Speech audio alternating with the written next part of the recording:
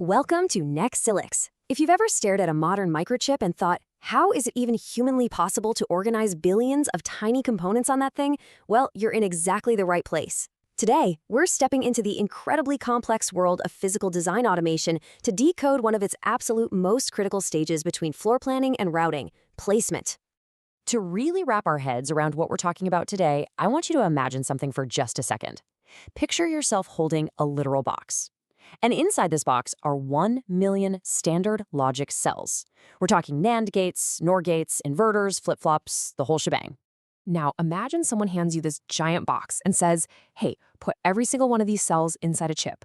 Oh, and by the way, make sure you connect them all perfectly, meet all timing constraints, control any congestion, keep the power usage to an absolute minimum, and yeah, still make the design completely manufacturable.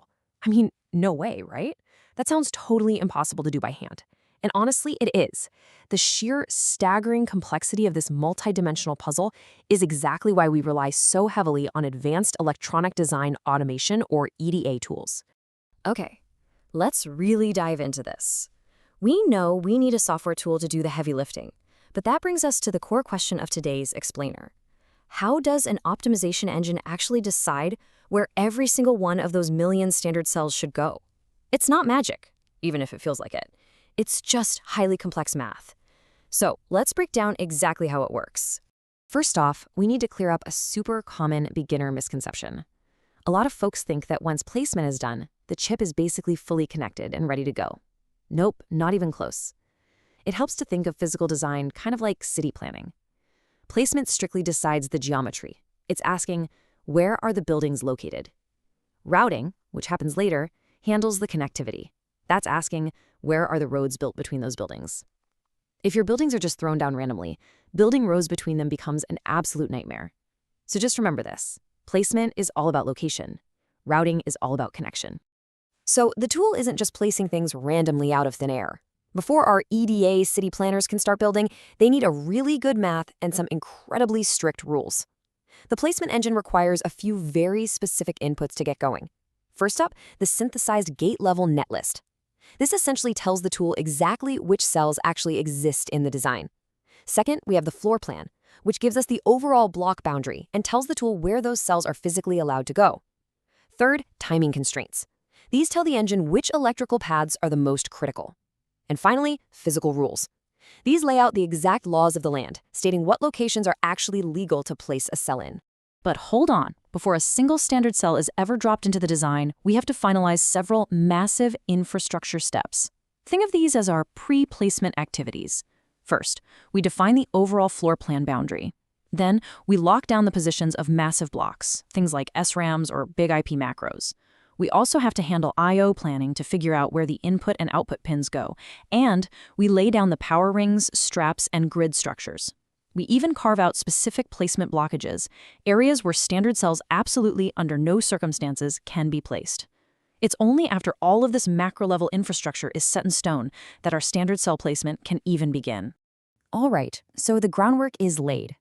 This brings us to the first really massive phase of the process: global placement.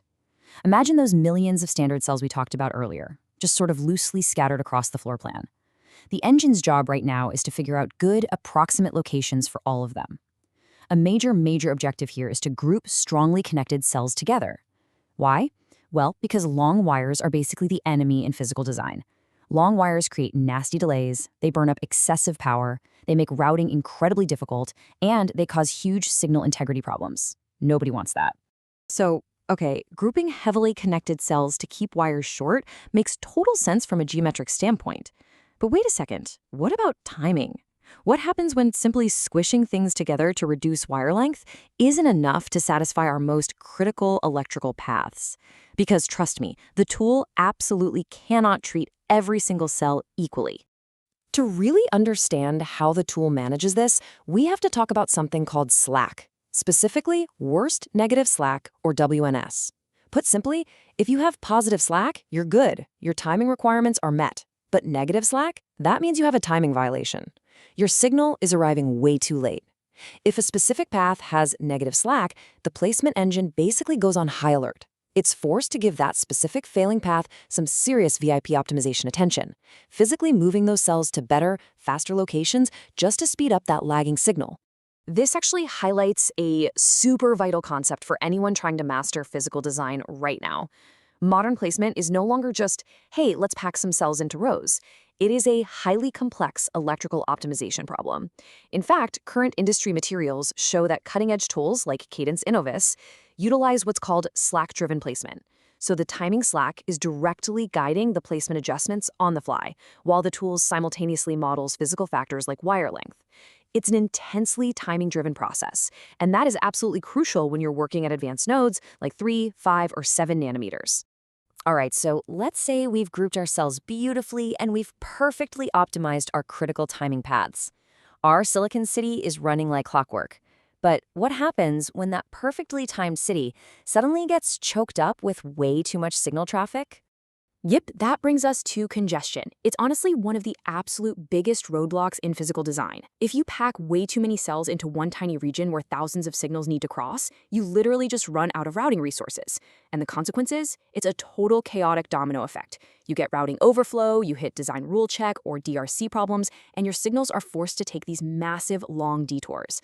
And what happens then? Well, that leads right back to timing degradation, signal integrity issues, and a huge spike in power consumption. A design might look geometrically flawless, but if it's too congested, it will completely fail to route. Game over.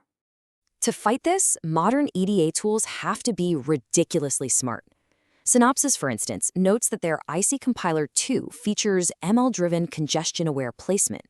That means they are actually deploying machine learning right there in the placement phase to predict where these routing traffic jams are going to happen.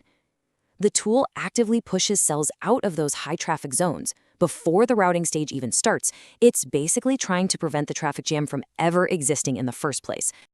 Now, after global placement has done all this insane heavy lifting optimization for wire length, timing, and congestion, the layout itself is actually still a little bit messy.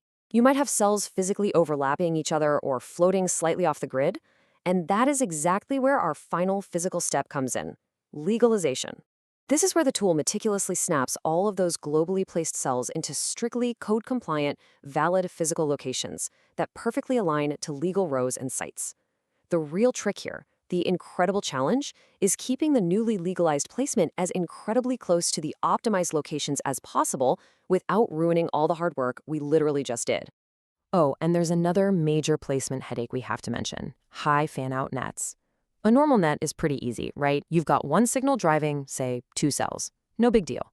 But a high fan-out net? That is a nightmare scenario where a single signal, like a massive reset line or a clock enable, needs to drive 1,000 cells all at the exact same time. This creates massive capacitance and huge delays.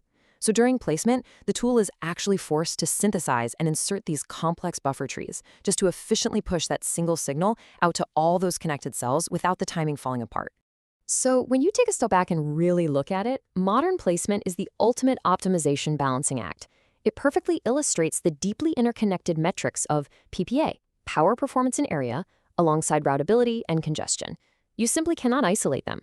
Think about it. If you try to compact the area too much just to boost your performance and shorten wire length, you might accidentally create a massive local congestion nightmare.